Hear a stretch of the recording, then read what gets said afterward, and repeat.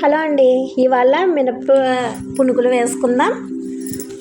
మినపప్పు 4 గంటలు నానబెట్టిన తర్వాత మిక్సీ జార్లో వేసి ఇలా మెత్తగా గ్రైండర్ పట్టుకోవాలి.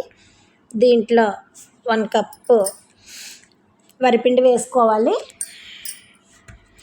దాన్ని మిక్సీ పట్టిన తర్వాత ఒక బౌల్లోకి తీసుకొని కట్ చేసి పెట్టుకున్న ఆనియన్స్,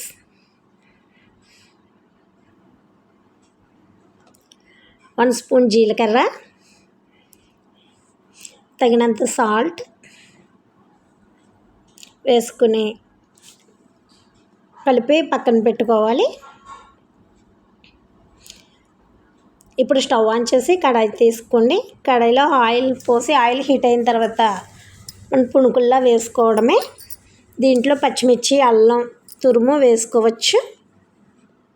ఒకసారి మీకు వీడియో కనుక నచ్చితే ప్లీజ్ లైక్ చేయండి, సబ్స్క్రైబ్ చేయండి. Thank you all.